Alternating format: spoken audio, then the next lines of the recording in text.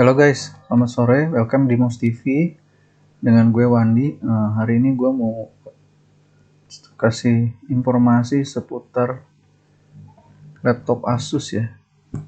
Jadi ada yang menarik dengan laptop Asus ini. Nanti kita bahas bareng-bareng ya. Oke. Nah, jadi gue mulai. Jadi beberapa waktu lalu itu, kira-kira 1 tahun yang lalu, gue ini beli laptop Asus.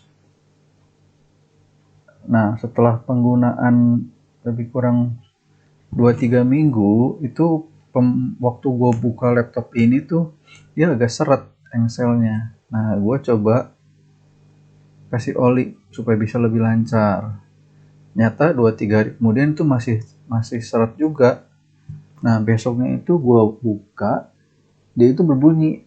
Nah, berbunyi dan engselnya itu patah gitu. Patah sampai merusak bezel dan panel depan laptopnya.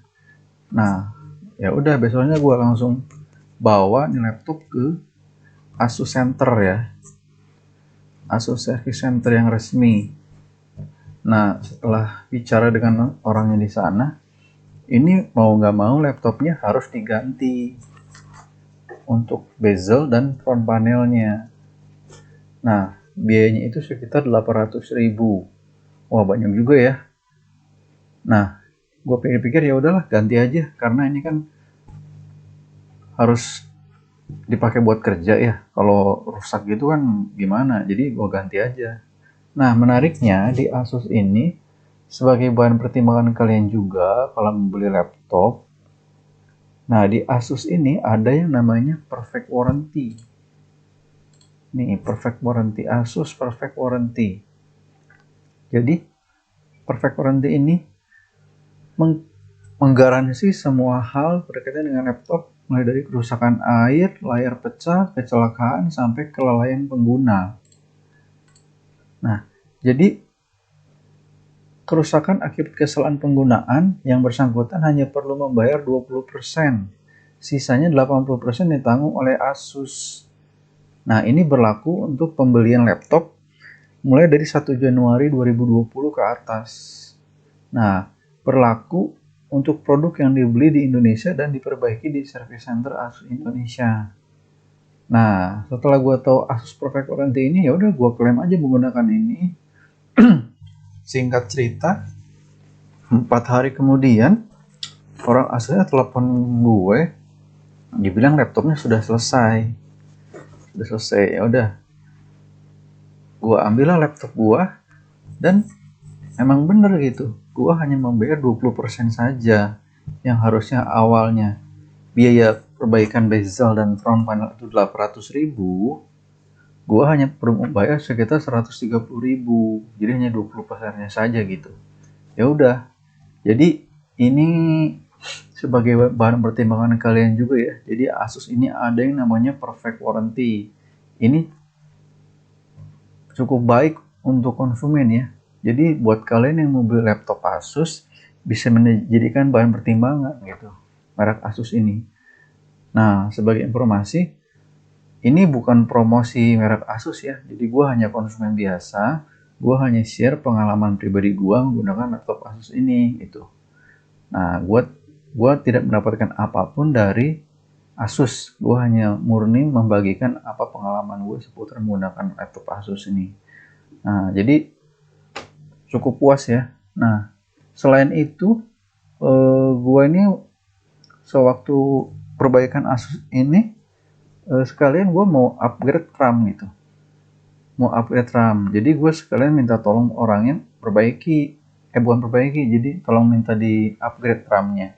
Nah, perlu kalian ketahui bahwa kalau untuk upgrade part di Asus itu, mereka tidak sediakan barangnya, jadi harus kita beli dari luar. Mereka akan bantu pasang, tapi kita harus bawa barangnya sendiri, beli sendiri.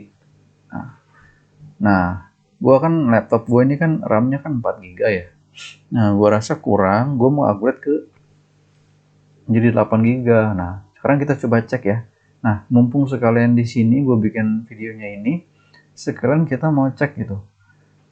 Tips untuk melihat RAM-nya ini asli atau enggak. Gua pakai Kingston ya. Nah, sekarang kita coba lihat ya. Nah, kita coba ke CPU Z. Nah, jadi buat kalian yang belum tahu, kalau kalian mau cek seputar laptop kalian bisa install CPU Z. Nanti gua kasih linknya di bawah, kalian juga bisa download ya. Ini gratis kok. Nah, jadi kalau kalian udah masuk CPU Z ini, dia akan muncul tampilan seperti ini. Nah, ini semua informasi tentang laptop kalian. Mulai dari prosesor segala macam. Nah, sekarang kita mau cek RAM ya yang udah di-upgrade. Nah, oh ini benar DDR4, nah 8 GB, dual channel. Oke. Nah, ini nih. Ini di kolom yang SPD ini penting untuk mengetahui RAM kalian ini palsu atau asli. Nah, ini modulnya Kingston ya bener.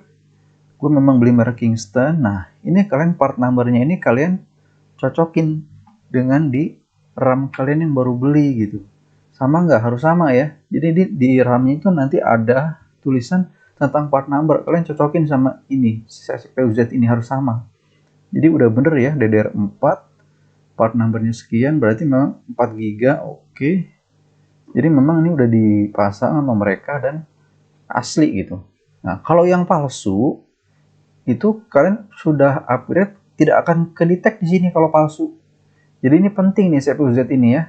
Jadi kalau kalian upgrade RAM tapi nggak kedetek di sini, ini kosong semua, itu artinya RAM kalian palsu. Kalau asli, ini muncul kayak gini data-datanya. Itu salah satu tipsnya ya. Nah, jadi ini memang udah bener, oke. Jadi sementara gitu dulu videonya. Kalau video ini bermanfaat, kalian bisa like, subscribe, and share. Oke, thank you guys.